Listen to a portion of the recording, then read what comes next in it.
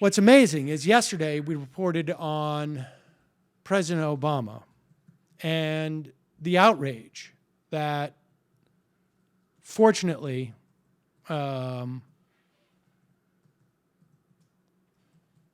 what's his name? Matt Drudge had caught President Obama wearing a traditional Chinese tunic. Or as it's called, a hanfu. No, not a hanfu.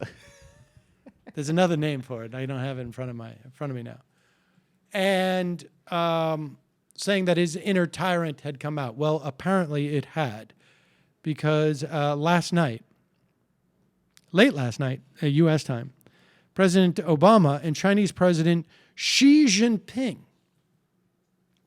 announced a major agreement to curtail greenhouse gas emissions. This is an agreement that they hoped to bring to Paris in 2015 in December, where there is a UN climate talks. The deal is essentially U.S. pledges, it's part of the bargain, to reduce emissions 26 to 28% below 2005 levels by 2025, which is an acceleration of the current stated goal, the Obama administration, to reduce emissions 17% by 2020. It is unclear as whether or not we will be able to make it there, but it's important to have this goal, I guess. China, for the first time ever, has set a goal of emissions ceasing their rate of growth by 2030, possibly earlier. China will also aim to get 20% of its energy from non-fossil sources by 2030. China, of course, not reducing as quickly as the U.S. because it is considered a poorer nation. It will require China to deploy an additional 800 to 1,000 gigawatts of nuclear, wind, solar, and other zero-emission generation capacity by 2030, which is equivalent to more than all the coal-fired power plants that exist in China today and nearly the total current electricity generation capacity in the United States today. The other parts of the deal, two countries will also continue to cooperate on clean energy R&D.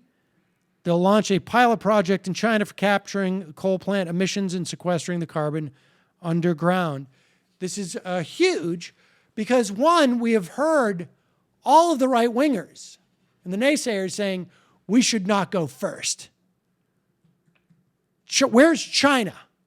If we cut emissions unilaterally, China will not be encouraged to do so. Well, that has gone by the wayside. I'm sure what you'll hear next is we can't trust the Chinese.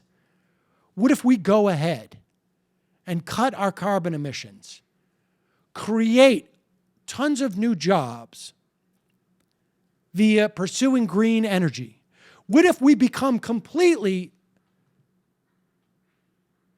independent of foreign fossil fuel and of carbon-based fuel in this country, and all we're generating is clean energy by 2030, and then China hasn't? Where will we be then?